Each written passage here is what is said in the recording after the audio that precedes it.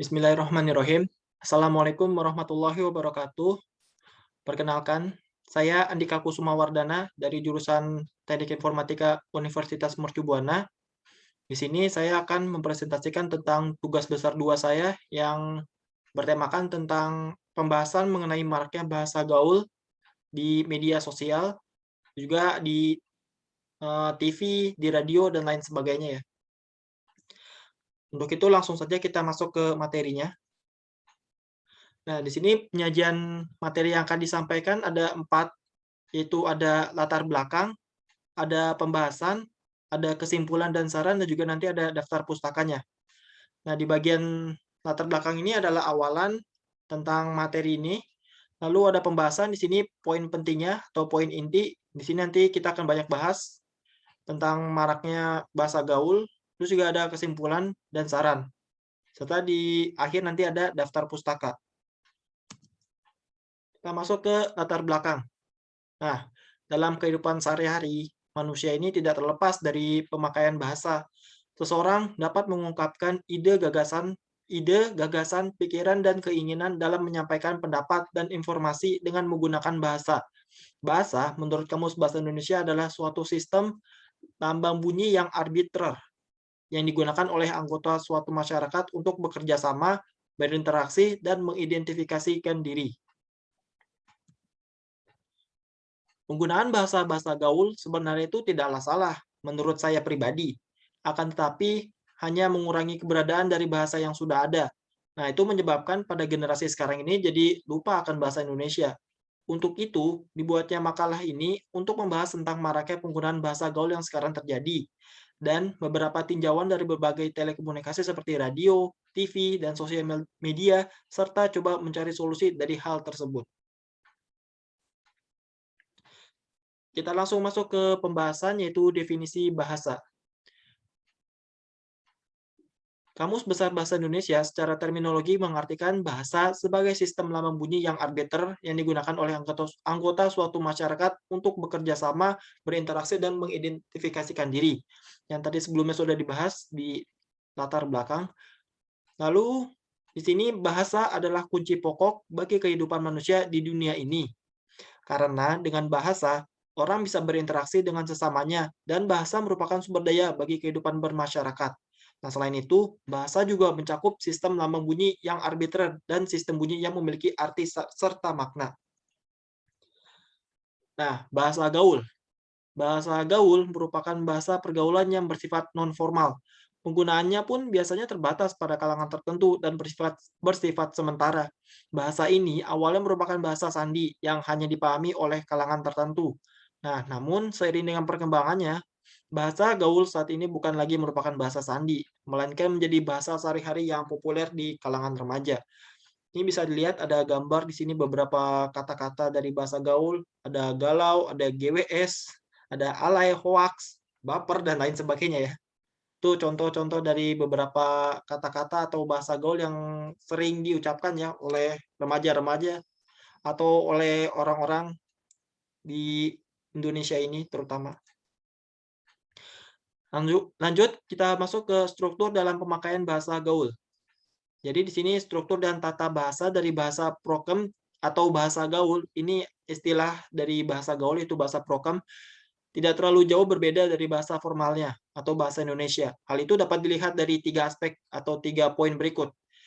Nah, yang pertama penggunaan awalan e, kata emang itu bentukan dari kata memang yang disisipkan bunyi e. Di sini jelas terlihat terjadi pemendekan kata berupa menghilangkan huruf m, sehingga terjadi perbedaan saat melafalkan kata tersebut dan merancu dari kata aslinya. Yang nomor 2, kombinasi K, A, dan G. Kata kagak bentukan dari kata tidak yang bunyinya tidak diganti kagak. Nah, huruf konsonan pada kata pertama diganti dengan K, huruf vokal I diganti A. Huruf konsonan kedua diganti G, sehingga kata tidak menjadi kagak.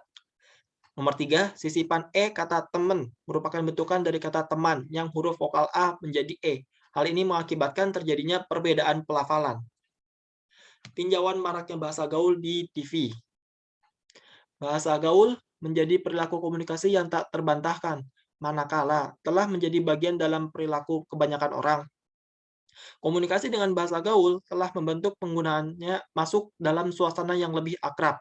Dengan kata lain, bahasa gaul telah menjadi wahana ekspresi keeratan sebuah hubungan dan memupuk kehangatan dengan orang lain.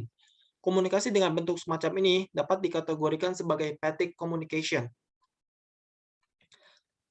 Lalu, di sini dibahas yaitu televisi banyak menyajikan program-program yang menampilkan kealayan menggunakan bahasa gaul dan remaja mengekspresikan bahasa gaul melalui media sosial.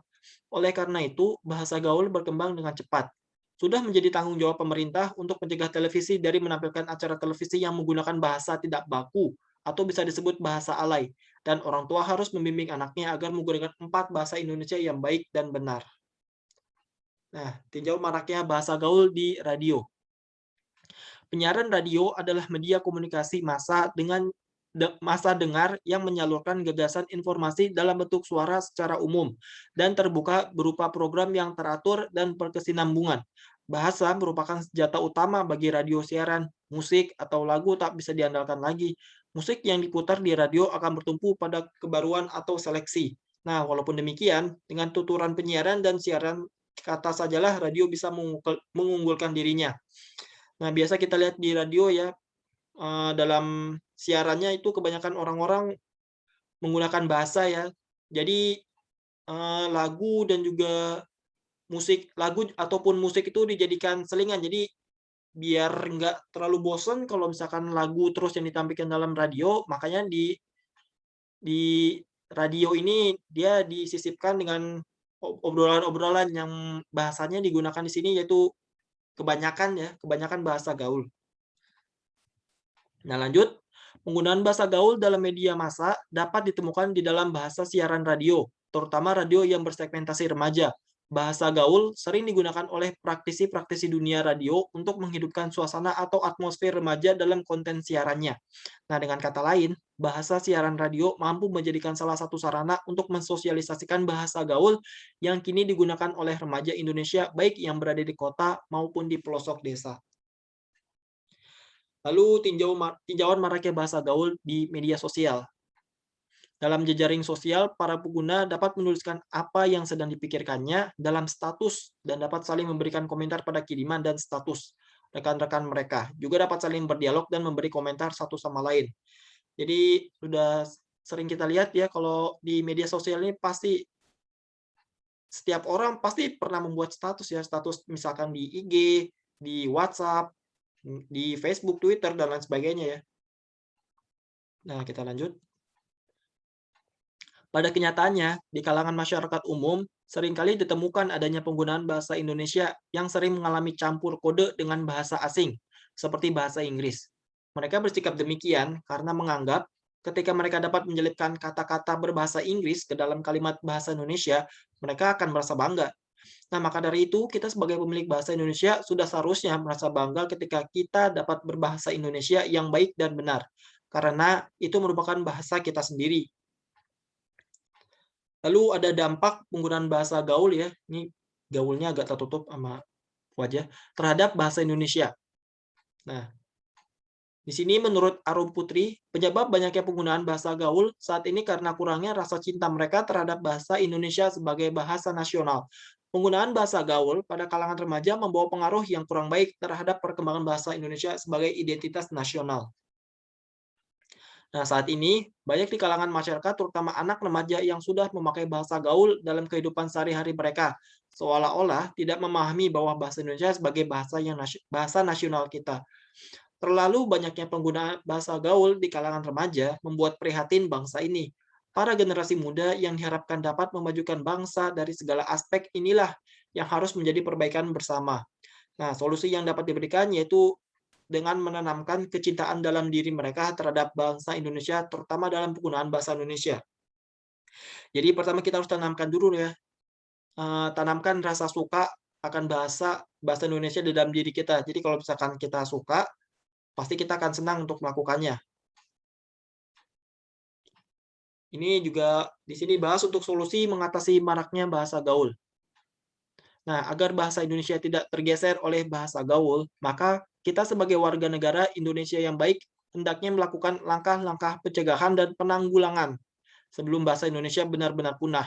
Langkah-langkah yang digunakan adalah sebagai berikut. Yang pertama, menjadikan lembaga pendidikan sebagai basis pembinaan bahasa. Maaf, saya ulangi. Yang pertama, menjadikan lembaga pendidikan sebagai basis pembinaan bahasa. Yang nomor dua, perlunya pemahaman terhadap bahasa Indonesia yang baik dan benar. Yang nomor tiga, diperlukan adanya undang-undang kebahasaan. Yang keempat, peran variasi bahasa dan penggunaannya. Dan yang kelima, yaitu menjunjung tinggi bahasa Indonesia di negeri sendiri. Oke, kita sudah masuk ke kesimpulan ya. Jadi kesimpulan yang bisa saya ambil dari materi ini, yaitu maraknya penggunaan bahasa gaul seperti di TV, radio, dan media sosial memiliki pro dan kontranya sendiri. Jadi kalau menurut saya pribadi itu setiap hal pasti ada pro kontranya sendiri ya, pro dan kontranya sendiri. Nah, banyak yang berkata bahwa bahasa gaul dapat merusak bahasa Indonesia yang sudah ada sejak dulu. Lalu juga ada yang berkata bahwa dengan menggunakan bahasa gaul dapat memperluas cara berbicara kita atau lebih bisa membuat fasih cara berbicara kita, alih-alih dari bahasa baku yang terkesan kaku dan kurang luas dalam penggunaannya. Jadi, itu semua tergantung dari kita sendiri ya, bagaimana menyikapinya.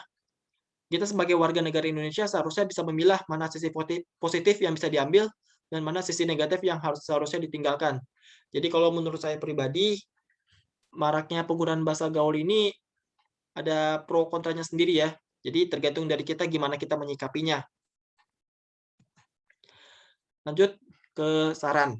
Jadi sebaiknya kita sebagai warga negara Indonesia harusnya bisa mensortir dari maraknya bahasa gaul ini.